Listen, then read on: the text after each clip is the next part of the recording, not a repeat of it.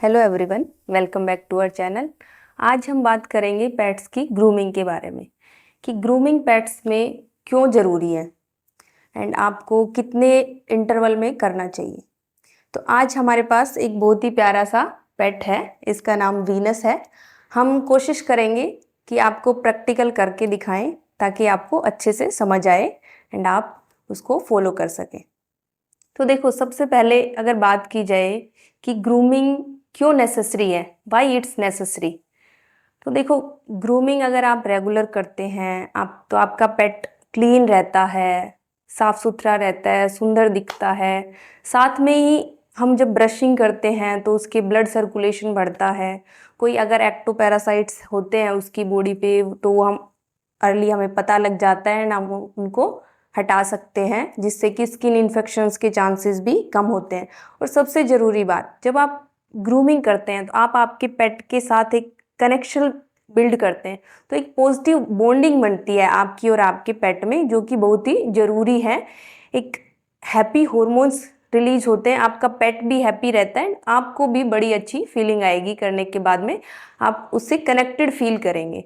तो इसलिए ग्रूमिंग बहुत ही ज़रूरी है। अब ग्रूमिंग में क्या क्या इंक्लूड होता है, तो कुछ पॉइंट्स इंक्लूड होते हैं, जैसे नेल ट्रिमिंग है, ईयर क्लीनिंग है, एनल ग्लैंड एक्सप्रेशंस है, ब्रशिंग है, बाथ है, या फिर हेयर ट्रिमिंग है। ये पॉइंट्स कुछ इंक्लूड होते हैं। तो हम आज वही करके देखेंगे कि कैसे कैसे किया जाए।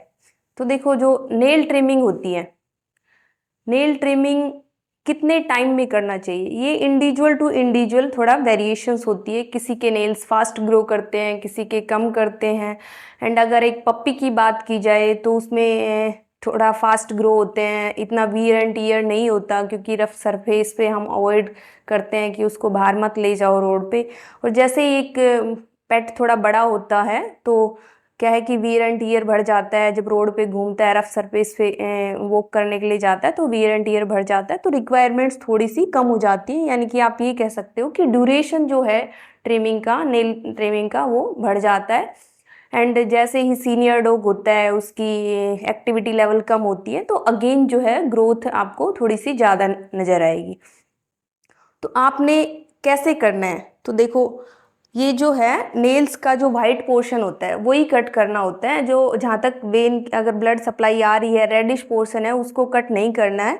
एक ये नेल ट्रिमर आता है, तो आप ऑन एवरेज 15 to 20 डेज में एक बार री चेक करते रहेंगे। अगर नेल्स आपको ग्रो लग रहे हैं, बड़े लग रहे हैं, तो आप उनको ट्रिम करेंगे।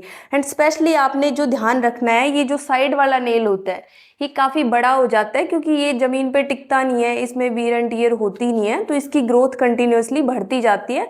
और बहुत सारे पेट्स में जो हमने ऑब्जर्व किया है, जो देखा है, कि ये पूरा घूम के वापस स्किन में एंटर हो जाते हैं।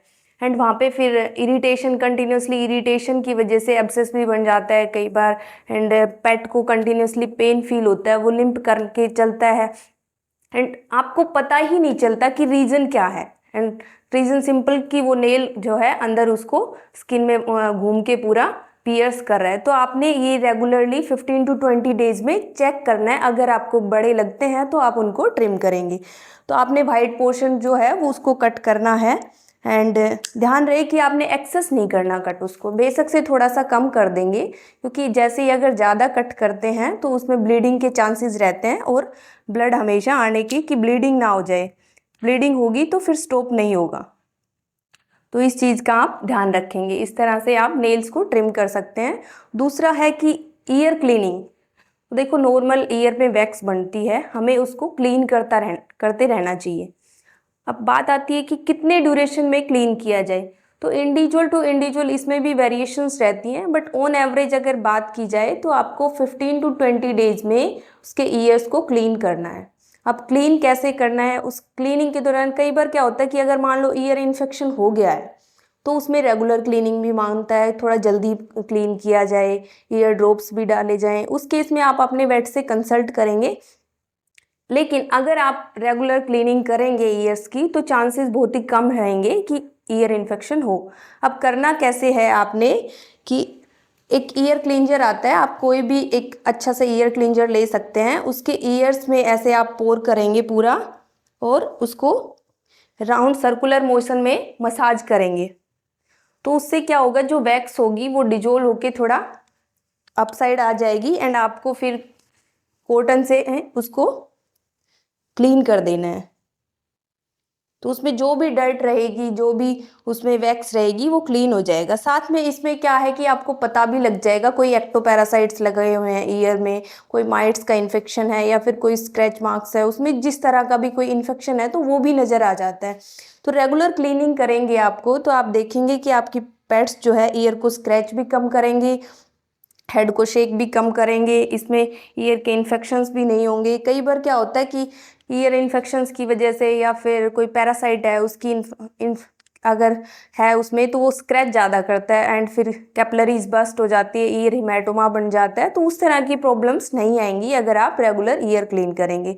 तो 15 to 20 डेज में आप रेगुलर ईयर्स को क्लीन करके रखेंगे। अगला जो होता है कि ब्रशिंग, तो ब्रश आपने जो है इसके रेगुलर ब्रश करनी है। ब्रश आप कोशिश करिए कि डेली बेसिस पे उसके हेयर्स को ब्रश करेंगे।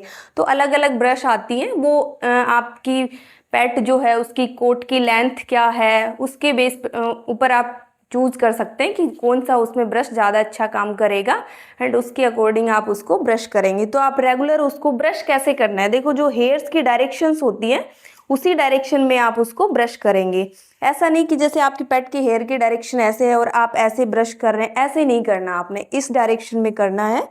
तो रेगुलर ब्रश करेंगे तो उसमें क्या होगा कि ब्लड सर्कुलेशन बढ़ेगा, जो हेयर्स में स्किन में ब्लड सर्कुलेशन बढ़ेगा तो जो हेयर स्किन के इन्फेक्शंस हैं वो नहीं आएंगे। साथ में अगर कोई भी मान लो पैरासाइट होता है तो वो आपको दिख जाता है, टिक्स हैं, माइट्स हैं, फ्लीज हैं, लाइस हैं, तो वो आपको नज़र आ जाती है और आप उनको रिमूव कर सकते हो या फिर जो भी प्रिकॉशनरी आप उसमें यूज़ कर सकते हो। जो भी टिक्स के लिए जो powder, spray, injection, lotion, tablet जो भी आती है वो आप यूज़ करके उनको अर्ली गेट रिड कर सकते हो। तो इस तरह से आपने रेगुलर उसको ब्रश करना है। ब्रशिंग से स्किन इन्फेक्शंस कम होते हैं। साथ में क्या होता है कि जो लॉन्ग हेयर ब्रीड्स होती हैं उनमें डर्ट चिपक जाती है, मैट्स बन जाते हैं एंड वो मैट जो हैं वो कंटिन्यूसली इरिटेट करके स्किन को इरिटेट करते हैं, वहाँ पे इन्फेक्शंस बिल्डअप हो जाती है अंदर ही अंदर। काफ़ी पेट पेरेंट को पता ही नहीं लगता, हमने ऑब्जर्व किया है कि पता ही नहीं लगता कि अंदर स्किन का इन्फेक्शन हो रखा है। जब वो हमारे पास लाते हैं उसको देखते हैं तो पूरा अंदर से स्किन जो है गल जाती है, सड़ जाती है, इन्फेक्शन इतना एंड उसमें काफ़ी स्मेल आती है। तो आप उसको रेगुलर बेसिस पे एंड स्पेशली जो लॉन्ग कोट ब्रीड्स होती हैं आप रेगुलर बेसिस पे उनको कोम करेंगे ताकि अगर कोई मैट होती है आप उसको अर्ली स्टेज में ही उसको क्लियर कर सकें एंड मैट बनेंगे ही नहीं, स्किन इन्फेक्शंस नहीं होंगे, ब्लड सर्कुलेशन बढ़ेगा, डेड हेयर्स निकल जाएंगे। तो जो इधर उधर जो हेयर्स घूमते रहते हैं घर में उस तरह की प्रॉब्लम भी कम आएगी, क्योंकि एक बार में ही जितने भी डेड हेयर्स हैं वो निकल जाएंगे तो इधर उधर आपको नज़र कम आएंगे। तो आपने ब्रशिंग का ध्यान रखना है, ये आप डेली बेसिस पे करेंगे। स्पेशली जो लॉन्ग कोट ब्रीड्स हैं उनमें मैं ये एडवाइज करूँगी कि डेली बेसिस पे आप उनको ब्रश करेंगे। इसके अलावा जैसे एक एनल ग्लैंड एक्सप्रेशन करवाना होता है। एनल ग्लैंड में क्या होता है कि हमारे इसका जो ये एनस वाला एरिया होता है यहाँ पे 2 ग्लैंड्स होती हैं, उसमें नॉर्मल सीक्रेशंस भरती हैं और ये हमें एक्सप्रेस आउट करवानी होती है। अब ये भी इंडिविजुअल टू इंडिविजुअल वेरिएशंस करती हैं। कोई जो पेट है बहुत ज़्यादा एक्टिव रहता है, एक्टिविटी लेवल ज़्यादा है उसका, कुछ डाइट से भी डिपेंडेंट होता है, तो उसमें वो धीरे धीरे निकलती रहती हैं, ज़्यादा प्रॉब्लम क्रिएट नहीं करती। लेकिन कुछ में क्या है कि सीक्रेशंस बाहर कम आ पाती हैं और वो अंदर ही अंदर भरती रहती हैं, तो उसको आप time to time express out करवाएं, वो अपने वेट से करवाएं आप। एंड उसका जो टाइम ड्यूरेशन है कि कितने फ्रिक्वेंसी में आपको करवाना चाहिए वो आप ऑन एवरेज 3 मंथ्स का ध्यान रखें कि एवरी 3 मंथ्स में जब आप पेट को डिवॉर्म करते हैं उसके साथ आप उसको कोऑर्डिनेट करके भी चल सकते हैं कि जब भी डिवॉर्म करेंगे सिंक्रोनाइज करें उसके साथ में, तभी आप उसको एनल ग्लैंड भी क्लीन कर सकते हैं। तो एनल ग्लैंड जब अगर बार बार एक्सप्रेस आउट आप टाइम टू टाइम करवाते रहेंगे तो जो बस्ट हो जाता है, कई बार हमने देखा कि एनल ग्लैंड बस्ट हो जाता है, तो उस तरह की प्रॉब्लम्स नहीं आएंगी, क्योंकि अगर वो बस्ट होता है तो वहाँ से ही फिर पूप एंड ऑल दैट गंदगी निकलती है, तो क्या है कि इन्फेक्शंस के चांसेस ज़्यादा हैं रहते हैं कि वो इन्फेक्शन हो जाए, उसमें उसको ठीक करने में भी काफ़ी टाइम लगता है। तो इस चीज़ का ध्यान रखें। एनल ग्लैंड को आप एवरी 3 मंथ्स में एक्सप्रेस आउट करवाएं, वो अपने वेट से करवाएं। इसके अलावा अब बात आती है कि बाथ की। तो देखो, अगर आप ब्रश करते हैं एंड बाकी चीज़ों का ध्यान रखते हैं तो स्किन के इन्फेक्शंस के चांसेस कम हो जाते हैं।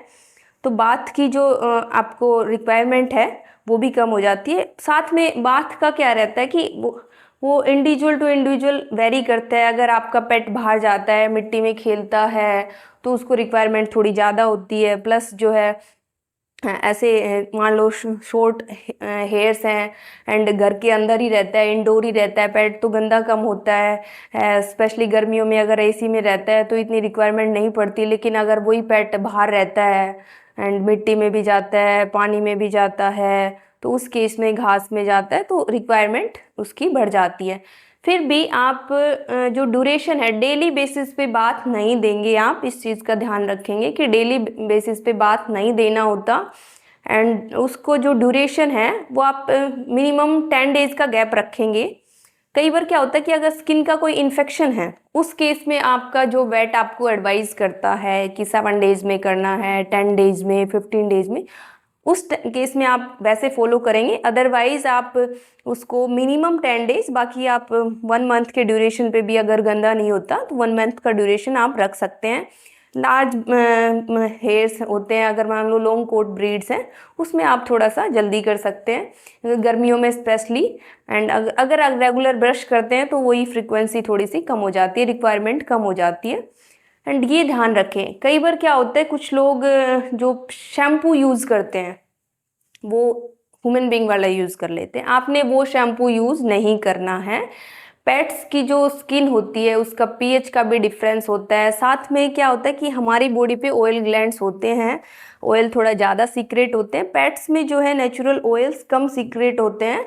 तो आप अगर रेगुलर उसको डेली बहुत ही फ्रिक्वेंट वॉश करते हैं, बाथ देते हैं, तो वो वॉश आउट हो जाते हैं एंड स्किन इन्फेक्शंस के चांसेस भी बढ़ जाते हैं, क्योंकि बेर हो जाती है स्किन, कोई किसी तरह की प्रोटेक्शन लेयर नहीं बचती है। तो आप ड्यूरेशन का तो ध्यान रखेंगे ही, साथ में शैम्पू जो है आप पेट शैम्पू ही यूज़ करेंगे, जो कि इनकी स्किन की पीएच के बेस पे बनाया जाता है। एंड उसको जेंटल मसाज करेंगे। आपने बहुत ज़्यादा रगड़ रगड़ के नहीं नहलाना।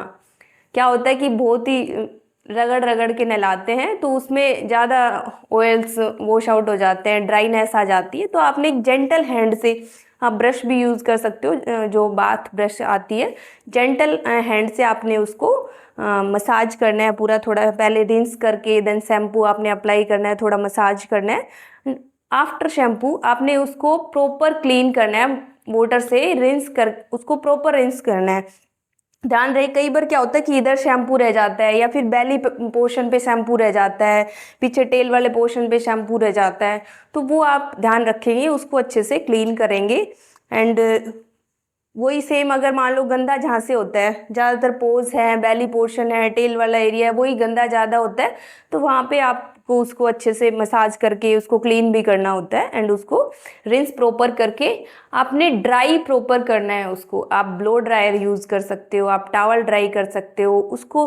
एंड स्पेशली जो बेली वाला पोर्शन होता है उसको आपने प्रॉपर ड्राई अप रखना है, अदरवाइज मॉइस्चर डिपेंडेंट वहाँ पे स्किन इन्फेक्शन हो सकता है। एंड जो स्पेशल ध्यान रखना है, आपने नहलाने से पहले आपने दोनों ईयर्स में कॉटन डालना है। क्या होता है कि उसमें ईयर्स में पानी नहीं जाएगा, तो आपने पूरा ऐसे कॉटन लेके अच्छे से उसमें पूरा अंदर उसको एंटर कर देंगे, तो उसमें क्या है कि कान में पानी नहीं जाएगा उसमें एंड ईयर के इन्फेक्शन नहीं होंगे। अदरवाइज जैसे भी पेट हेड शेक करता है उसमें पानी जाने के चांसेस रहते हैं। कुछ लोगों को ये डर लगता है कि कॉटन अंदर ना चली जाए, तो देखो इनकी ईयर कैनाल जो है वो कुछ इस तरह की शेप की होती है कि अंदर नहीं जाएगा। तो आप उस चीज़ से नहीं घबराएं और अच्छे से कॉटन प्लग उसमें डाल दें। एंड अदर देन दिस अब आता है कि हेयर ट्रिमिंग का। तो देखो, जो शॉर्ट कोट ब्रीड्स होती है उनमें ट्रिमिंग की ज़्यादा रिक्वायरमेंट नहीं पड़ती, लेकिन जिनका लॉन्ग कोट होता है उसमें ट्रिमिंग की रिक्वायरमेंट पड़ती है। तो आप स्पेशली समर सीजन में उसको थोड़ा सा ट्रिम करवा के रखेंगे। वो कितना करवाना है आपके वेट से भी आप कंसल्ट कर सकते हैं। बाकी एस्थेटिक पर्पज से भी, जैसे सिज्जू है, लासेप्सो है, पुडल्स हैं, इनमें आप थोड़ा सा उसको ट्रिम करके रखेंगे तो लुक वाइज भी अच्छा लगेगा आपको भी, एंड ब्रशिंग का भी ध्यान रखेंगे। एंड जो इसके अलावा लॉन्ग कोट ब्रीड्स हैं, जैसे जर्मन शेफर्ड हैं, सेंट बर्नार्ड्स हैं, इनमें गर्मी का बड़ा रहता है कि बहुत ज़्यादा फिर इनको गर्मी लगती है।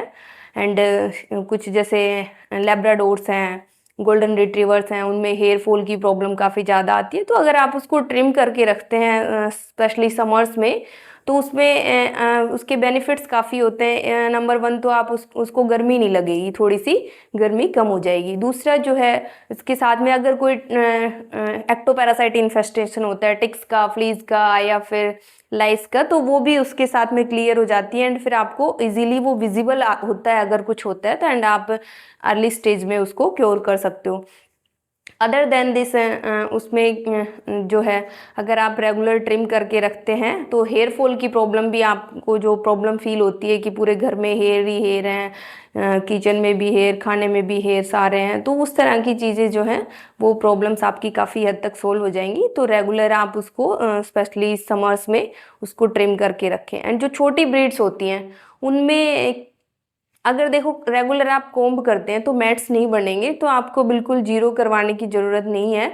उसमें कोशिश करें कि आप थोड़ा सा ट्रिम करवा दें, बिल्कुल उसको छोटा ना करवाएं। उसमें कई बार क्या होता है कि पेट जो है थोड़ा सा इनसिक्योर फील करता है, देन वो फिर खाना पीना 5 दिन 4-5 दिन उसको अपने आप को एक्सेप्ट करने में टाइम लगता है, उस दौरान वो काफ़ी स्ट्रेसफुल फील करते हैं। तो अगर किसी तरह के मैट्स नहीं हैं तो आप उसमें ट्रिमिंग जो है वो एक पर्टिकुलर साइज की करवाएं। वो आप अपने वेट से भी कंसल्ट कर सकते हैं कि उसके हेल्थ पॉइंट ऑफ व्यू से कितना आप ट्रिम करवाएंगे तो ज़्यादा अच्छा रहेगा। तो होपफुली आपको ये पसंद आया होगा। अगर आपको मेरी वीडियो पसंद आई तो please like, share and subscribe. Have a nice day.